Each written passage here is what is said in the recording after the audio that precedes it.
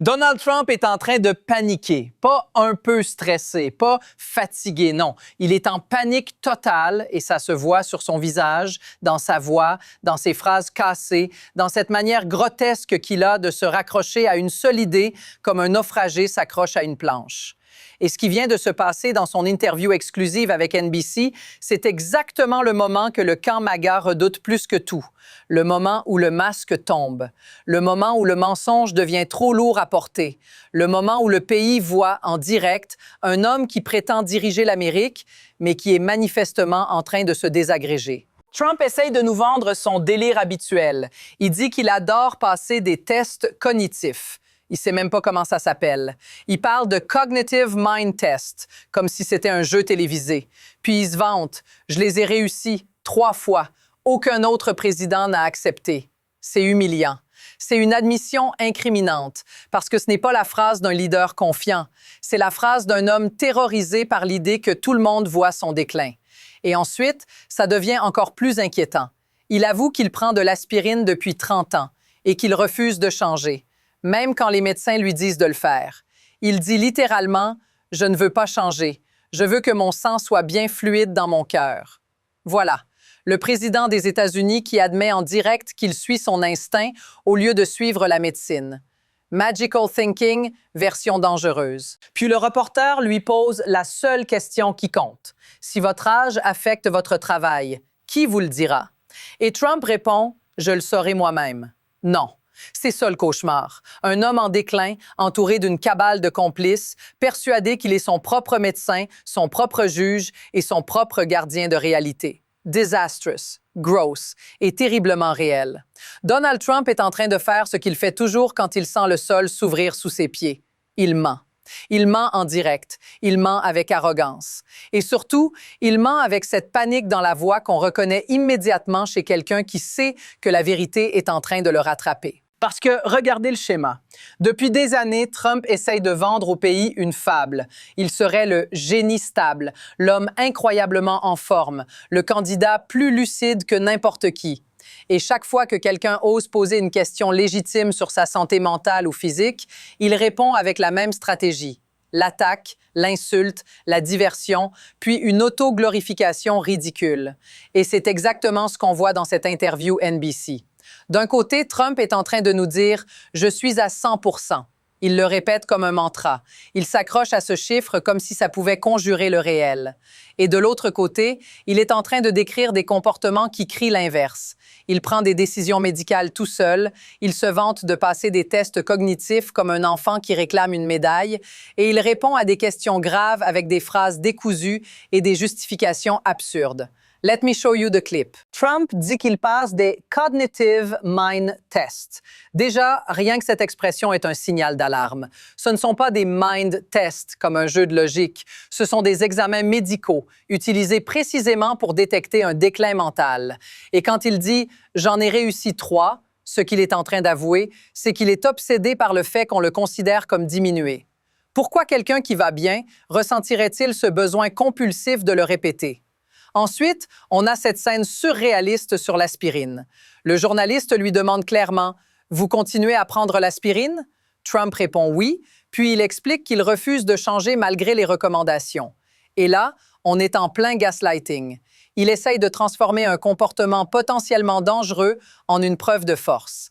Comme si ignorer la médecine, c'était du leadership. Non, c'est de l'instabilité. Et puis arrive la question la plus dévastatrice. Si votre âge affecte votre travail, qui vous le dira? Trump répond « Je le saurai moi-même ».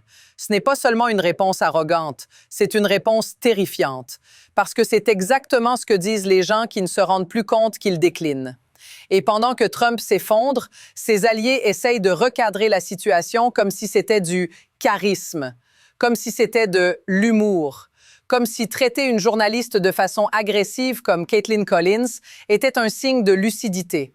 C'est ça la mécanique MAGA, prendre le grotesque et le vendre comme du génie. Mais le problème, c'est que cette fois, ça ne passe plus. Parce que plus Trump parle, plus il se contredit. Plus il se vante, plus il expose sa peur. Et plus il attaque, plus il révèle une chose simple. Il sait que l'Amérique est en train de voir ce que lui essaye désespérément de cacher. Maintenant, on va faire ce que les médias traditionnels refusent souvent de faire avec Trump. On va lire ses propres mots, on va regarder les faits et on va les démonter comme on démonte une arnaque. Parce que cette interview NBC n'est pas juste un moment bizarre. Ce n'est pas un vieux monsieur fatigué. Non, c'est un document. C'est une pièce à conviction. Je suis en train de regarder le passage où Trump parle de ses examens cognitifs. Et écoutez comment il le formule. Il dit « I take cognitive physicals, so I do a cognitive mind test ». Déjà, c'est du charabia. Cognitive physicals, cognitive mind test, ce n'est pas le vocabulaire de quelqu'un qui comprend ce qu'il fait. C'est le vocabulaire de quelqu'un qui répète des sons, comme s'il essayait de recréer une réalité parallèle où il serait le héros. Et ensuite, il enchaîne. A lot of people wouldn't be able to do very well. Not easy. Voilà le mécanisme. Il transforme un test médical en concours d'élite, comme si c'était le SAT, comme si c'était une audition pour Mensa. C'est grotesque. Puis il dit « I've aced, I've done 3 of them. No other president has agreed to do them. » Là, on est dans l'automythologie, parce que ce n'est pas vrai. Ce n'est pas une compétition, ce n'est pas une médaille olympique. C'est un examen conçu pour détecter un déclin. Et quand un homme de 79 ans insiste sur le fait qu'il l'a réussi, ce qu'il est en train de dire, sans le dire, c'est « J'ai peur que vous voyiez ce que je suis en train de devenir ». Et maintenant, on passe à l'aspirine. Je veux que vous écoutiez cette partie, parce que c'est le moment où Trump s'incrimine lui-même. Le journaliste lui demande « Still taking the aspirin ?» Trump répond « I do, I take aspirin ». Puis le journaliste précise « So you go against your doctor's orders ». Et Trump ne nie pas. Il ne dit pas « Non, mon médecin est d'accord ». Non, il répond « You know, I've been taking aspirin for 30 years and I don't want to change it ». Grosse. C'est un homme qui dit littéralement « Je refuse de m'adapter, même quand la science me le demande ». Et si ça vous rappelle quelque chose, oui, c'est exactement sa philosophie politique. Il refuse d'accepter la réalité, il refuse d'accepter les règles, il refuse d'accepter les faits. Et il se vante de cette rigidité comme si c'était une force. Puis il ajoute « I want that blood to be nice and thin, running through my heart ». Voilà un président qui improvise de la médecine en direct. Vous ne pouvez pas inventer ça. Ensuite, Trump essaye de faire ce qu'il fait toujours, se présenter comme un super-héros. Il dit « Physically and mentally, I feel like I did 50 years ago. It's crazy ». Oui, Donald, c'est crazy. C'est le mot juste. Parce que personne, à 79 ans, ne se sent comme à 29 ans. Personne, sauf dans une hallucination narcissique. Et c'est là que le journaliste pose une question absolument centrale. If at any point your age impacts your job, who's going to tell you that? Et Trump répond, I think I'll know myself.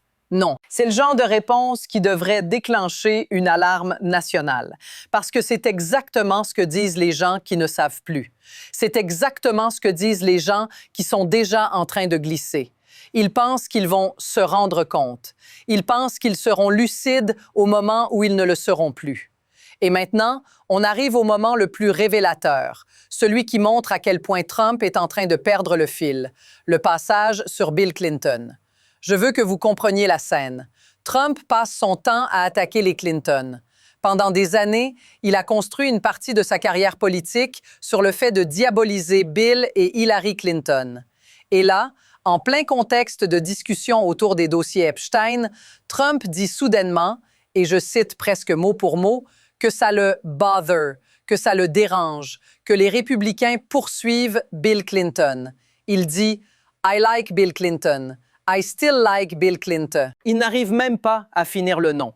Et quand le journaliste lui demande « What do you like about him ?» Trump répond « I liked his behavior toward me. I thought he got me. He understood me. » Quoi? Trump est en train de défendre Bill Clinton. Trump. Le même Trump qui a passé une décennie à crier « Lock her up ». Et maintenant il dit « Je l'aime ». Pourquoi? Parce qu'il le comprenait, parce qu'il le respectait. C'est un moment de confusion totale. C'est un moment où les neurones ne s'alignent plus. Et si vous ne voyez pas ça comme un signal de déclin, vous êtes en train de pratiquer le même gaslighting que la machine MAGA. Et pendant que Trump fait ses pirouettes incohérentes, il y a une autre couche de danger, sa manière d'attaquer les journalistes, surtout les femmes. On a encore cet épisode où il explose contre Caitlin Collins, où il dit qu'elle est « the worst reporter », qu'elle ne sourit jamais et qu'elle est responsable du manque d'audience de CNN. Ce n'est pas de l'humour, ce n'est pas de la perception, c'est un comportement agressif, compulsif et incontrôlé. Et quand ses alliés, des gens comme J.D. Vance, essayent de vendre ça comme une preuve de génie social, c'est là qu'on voit la cabale à l'œuvre. Ils ne défendent pas la vérité, ils défendent la fiction, parce que sans la fiction, ils s'écroulent. Et enfin, il y a ce moment absolument hallucinant où Trump parle de Tulsi Gabbard, directrice du renseignement national, et il la décrit comme « foreign governments ». Je suis en train de relire cette phrase parce qu'elle est tellement absurde qu'on croit avoir mal entendu. Il dit « Well, she's foreign government ». Qu'est-ce que ça veut dire? Qu'elle est un agent? Qu'elle travaille pour des gouvernements étrangers? Ou est-ce que Trump, encore une fois, mélange les mots, perd le fil et laisse sortir une phrase incohérente? Dans tous les cas, c'est catastrophique. Parce qu'un président ne peut pas se permettre de parler comme ça, surtout sur des sujets de renseignement. Voilà ce qu'on est en train de regarder. Pas une interview, une preuve vivante, un effondrement en temps réel. Et maintenant, on va élargir le cadre, parce que ce qu'on vient de voir dans cette interview NBC n'est pas un accident isolé. Ce n'est pas un mauvais jour, ce n'est pas un moment maladroit, c'est un symptôme. C'est la continuité d'un effondrement qui s'accélère. Et c'est précisément pour ça que Trump et sa cabale MAGA sont en panique, parce qu'ils sentent que la magie se dissipe.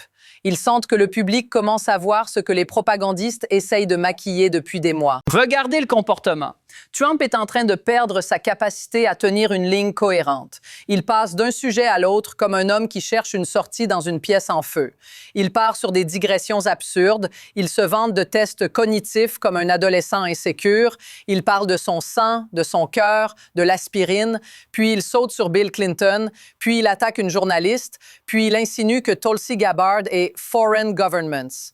C'est du ranting and raving comme un lunatique. Et là, je veux qu'on soit très clair. Oui, Trump a toujours été un narcissique grotesque. Oui, il a toujours été un menteur pathologique. Mais ce qu'on voit maintenant, c'est pire. C'est ce narcissisme qui se mélange à un déclin visible. Et ça produit un cocktail dangereux. Parce qu'un homme déjà immoral, quand il devient instable, devient un risque national. Et ce n'est pas juste l'opinion de commentateurs anti-Trump. Même son ancien avocat de la Maison-Blanche, quelqu'un qui l'a vu de près, Ty Cobb, dit carrément « il n'est pas bien ». Il explique que lorsqu'il a vu Joe Biden montrer des signes de déclin, il l'a dit. Et maintenant, il dit que Trump est pire. Pire. C'est une phrase qui devrait être en boucle sur toutes les chaînes d'infos. Mais la presse traditionnelle hésite. Elle marche sur des œufs. Elle se dit « Oh, attention, on ne peut pas dire ça ». Pendant ce temps, Trump est en train de traiter les reporters comme des ennemis, de confondre des pays, de confondre des concepts et de menacer le fonctionnement même de l'État. Et si vous pensez que c'est seulement un problème de santé, non. C'est un problème de pouvoir. Parce que Trump n'est pas un grand-père confus dans un salon. Trump est un homme qui veut contrôler l'armée, la justice, les agences de renseignement. Et quand il dit « je saurai moi-même si je décline », il est en train de dire « personne ne me stoppera ». C'est le langage des autocrates. Et pendant qu'il se dégrade, son empire politique et médiatique essaye de maintenir l'illusion, comme si on était dans un cirque. Regardez J.D. Vance, qui prend l'attaque sexiste contre Caitlin Collins et qui la transforme en preuve de perception. C'est une stratégie de propagande. Ils prennent le grotesque et ils le vendent comme du génie. Ils prennent la cruauté et ils l'appellent humour.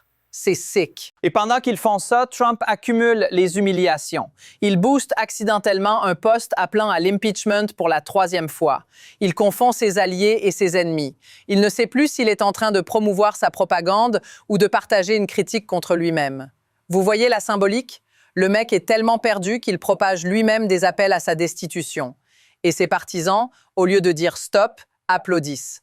Et bien sûr, il y a le contexte Epstein qui plane comme une ombre. Trump essaye de détourner l'attention en disant « Oh, Bill Clinton est sur les dossiers, Bill Gates est sur les dossiers, mais rien sur moi. » Rien sur lui? Sérieusement? C'est là qu'on voit le niveau de mensonge et de déni. Parce que Trump est en train de se battre sur 2 fronts. D'un côté, il doit cacher ce que ses dossiers pourraient révéler. De l'autre, il doit cacher qu'il est en train de décliner en public. Et quand ces 2 paniques se rencontrent, on obtient ce qu'on a vu sur NBC. Une spirale, une fuite en avant, une incohérence totale. Et maintenant, parlons de l'autre angle, l'homme Trump, le businessman. Parce que ce déclin politique ressemble exactement à son histoire personnelle. Trump a toujours été un échec emballé comme un succès. Il a vendu des casinos qui ont fait faillite. Il a vendu des steaks, des gadgets, des marques, des illusions. Il a transformé la ruine en spectacle. Et aujourd'hui, il fait la même chose avec sa santé et son pouvoir. Il vend le déclin comme de la force. Il vend l'instabilité comme du leadership. Il vend le chaos comme du patriotisme. Mais ça ne marche plus. Parce que l'Amérique est en train de comprendre une chose simple. Ce n'est pas un homme fort. C'est un homme en train de s'effondrer qui s'accroche à un mouvement radicalisé pour éviter la justice et éviter la vérité. Ce n'est pas une erreur isolée. C'est la fin qui commence. Voilà où nous en sommes. Ce que vous venez de voir dans cette interview NBC, ce n'est pas un simple moment gênant. Ce n'est pas une petite gaffe. C'est une fenêtre ouverte sur quelque chose de beaucoup plus grave. Un homme qui veut le pouvoir absolu alors qu'il est en train de perdre le contrôle de lui-même. Et c'est ça la différence entre la vérité et le mensonge. La vérité, c'est ce qu'on voit. Un Trump qui s'accroche à des tests cognitifs comme à un trophée, qui se vante d'ignorer les médecins, qui attaque les journalistes, qui confond les concepts et qui pense qu'il sera le seul à décider s'il est encore apte. Le mensonge, c'est la machine MAGA qui essaye de nous dire « tout va bien, c'est du génie, c'est de l'humour ». Non, c'est dangereux, c'est grotesque et ça menace directement la démocratie. Alors on continue à faire ce que eux détestent. On regarde les faits, on lit les mots, on refuse le gaslighting et on dit la vérité à haute voix. Si vous voulez plus de vidéos comme celle-ci, hit subscribe. Faisons monter cette communauté. Partagez cette vidéo, laissez un commentaire et aidons à briser le mur de propagande. Et surtout, soutenez les médias indépendants, parce que sans nous, ils contrôlent le récit. Et si eux contrôlent le récit, ils contrôlent le pays. On ne les laissera pas faire.